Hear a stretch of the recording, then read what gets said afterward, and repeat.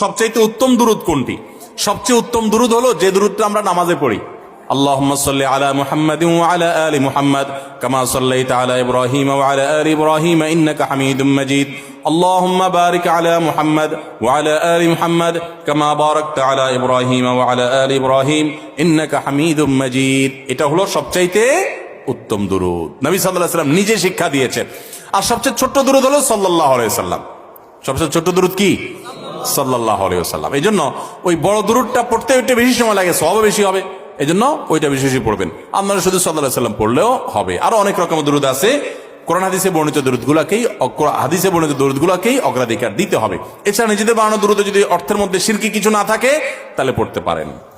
নামাজে হাইয়া আলাস সালাহ বলার পর নামাজের জন্য দাঁড়ানো কতটুকু সহি? অনেকে মনে করে যে ইমাম সাহেব হাইয়া আলাস সালাহ বললে তারপর দাঁড়াইতে হবে, বসে থাকে, হাইয়া আলাস সালাহ বলার পরে উঠে। আছে না কিছু কিছু এলাকায়? আপনাদের এলাকায় আছে এটা? দেখেন, হাইয়া আলাস সালাহ বলার পর দাঁড়াইতে হবে এমন কোন কথা কোরআন হাদিসে কোথাও নেই। ফিকহের কোন কোন কিতাবে আছে হাইয়া আলাস সালাহর সময় দাঁড়ানোর কথা, কিন্তু তার ব্যাখ্যায় আবার উলামায়ে কেরাম লিখেছেন যে এর মানে হলো সর্বশেষ টাইম হলো হাইয়া আলাস সালাহ। আপনি যদি শেষের দিকে দাঁড়ান, কাতা সোজা করবেন কখন? হাইয়া আলাস সালাহ, হাইয়া আল ফালাহ, কাদ কামাত সালাহর পর তো ইমাম সাহেব নামাজে শুরু করবে। আপনি এবার কাতা সোজা করবেন, ডানে বামে খেয়াল করবেন, তারপরে নামাজে নিয়ে আপনার হাত বাঁধবেন। তা আপনি এগুলো কখন করতে যাবেন? তাহলে তো আপনার অনেকটা ছুটে যাবে।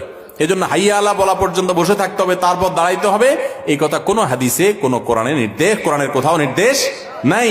তবে ফিকহের যে কিতাবগুলোতে আছে সেগুলোর উদ্দেশ্য উলামায়ে কেরাম ব্যাখ্যা করে দিয়েছেন। এটা খোলেন, দেখবেন যে এর উদ্দেশ্য হলো সর্বশেষ সময় হাইয়া আলাস সালাহ, এরপর আর বেশি দেখা উচিত না, বরং আরো আগে দাঁড়াইতে পারলে আরো উত্তম।